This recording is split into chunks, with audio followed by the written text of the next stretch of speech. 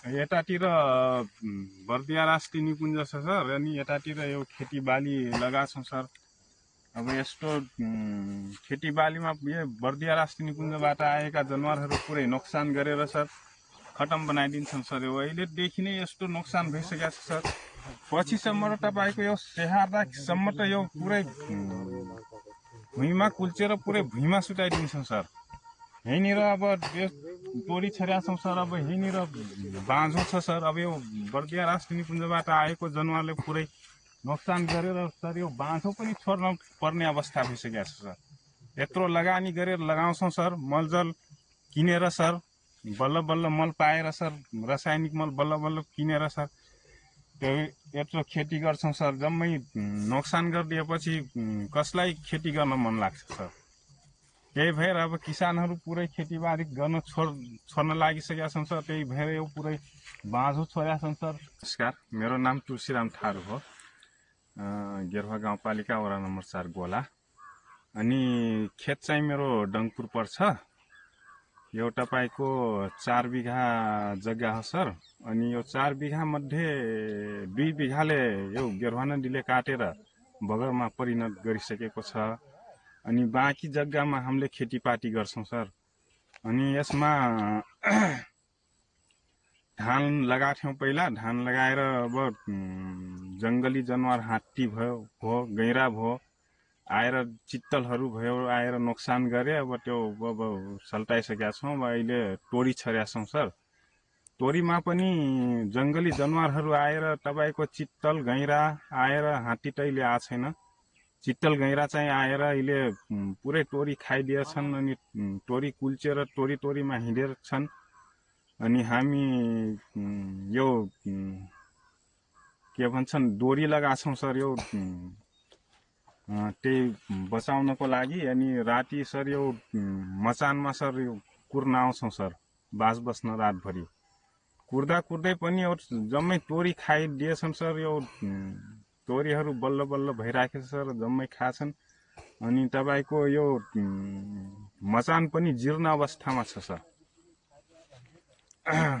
अलि यता आउँ त, अलि नजिक है।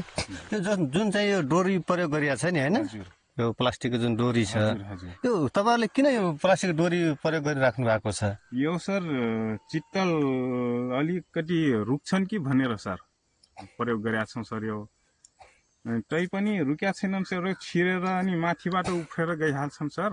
यो डोरी तपाईँले प्रयोग गरिराख्नु भएको छैन, किन खासमा यो डोरी प्रयोग गरिराख्नु भएको? यो सर अब मेस वायर जाली नभएको कारणले सर हामीले यो डोरी प्रयोग गरेका छौँ सर। अब जसरी भए पनि अब बाली त बचाउनु पर्यो सर, खर्चिलो भए पनि अब लगानी लगाएर पनि बाली बचाउनु पर्यो सर। अलि माथितिर जाली लगाछौँ सर, प्लास्टिकको जाली।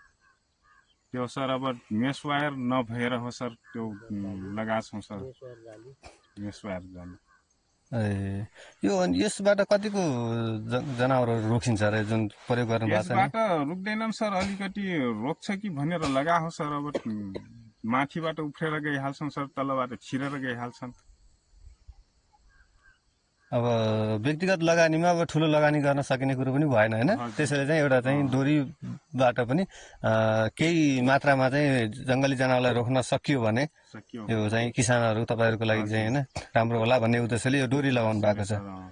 अरू अन्य के समस्या छन् तपाईँको यो जुन बर्दिया राष्ट्रिय निकुञ्जसँग जोडिएको यो क्षेत्र छ नि, मध्यवर्ती क्षेत्र गेरुवाको? यसमा धेरै समस्या छ सर। तपाईँको जङ्गली जनावरहरू हात्ती भयो, गैँडा भयो, अनि चित्तलहरू आएर जम्मै बाली नालीहरू खाइदिन्छन् सर।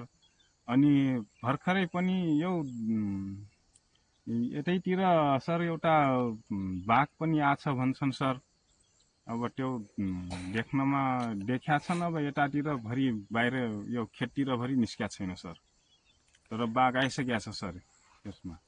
हजुर, यो तपाईँहरू अघि कुरा गरिसक्नु भएको छ होइन तपाईँले, यो साँझको समयमा हरेक दिन तपाईँहरू चाहिँ केही समूह बनाएर चाहिँ यहाँ कुर्नुहुन्छ आफ्नो बाली नाली रातभरि?